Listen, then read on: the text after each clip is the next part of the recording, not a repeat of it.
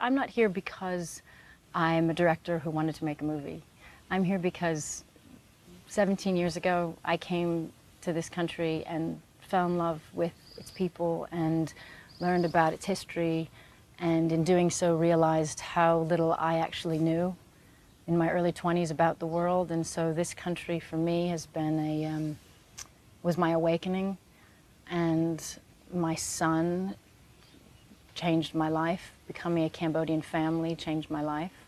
So there was never a plan to, we should make this movie. It's just, I became a filmmaker, and one day I thought, what story do I feel is really important to tell? And I felt that this war that happened 40 years ago and what happened to these people was not properly understood. And not just for the world, but for the people of the country. I felt that I wanted them to be able to reflect on it in a way that they could absorb. So it's through the eyes of a child, and it's a lot about love. Do you think, though, this nation is ready for that? It's I hope so. Yes, I do. I wouldn't have, when I first started coming here,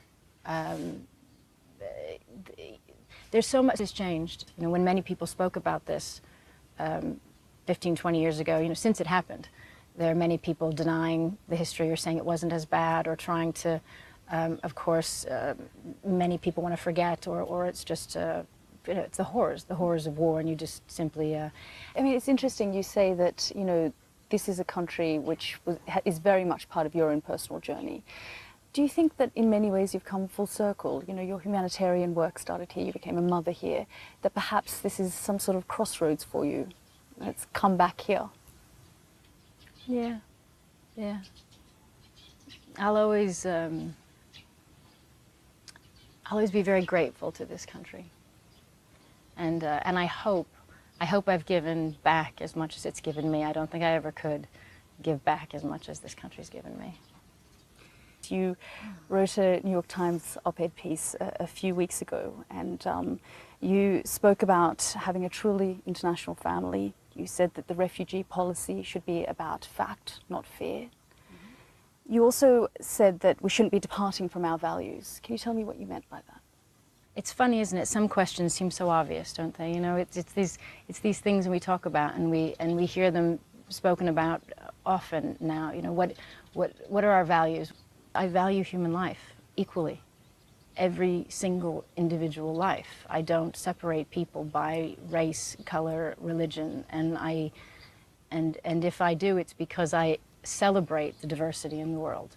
But we are seeing this rise of populist leaders right around the world. Do you think it's creating a more intolerant society? This is an old trick, and we should know better to fall for it. And I see it rising, and the only thing I can do is to use my voice and encourage others and raise my children to know right and wrong, and to have a broad view of the world, and to embrace their diversity and other people's, and respect others. And I think that's all we can do now, is each and every person, each one of your listeners, we all just have to be the best of ourselves. If not now more than ever, we really have to rise up and find our rational center, our who are we and what do we stand for, and we know it. We know what's right and wrong. If I take it back to your film is about family and loss. I understand this is a very sensitive issue. We know that an incident occurred which led to your separation. We also know you haven't said anything about this, but would you like to say something?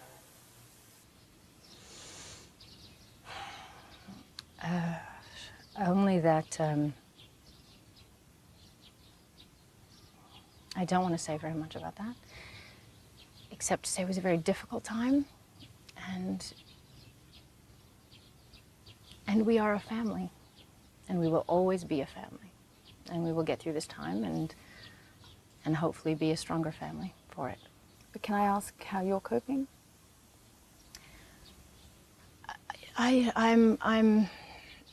Many people find themselves in this situation, and these kind of you know, my family, we've all been through a difficult time.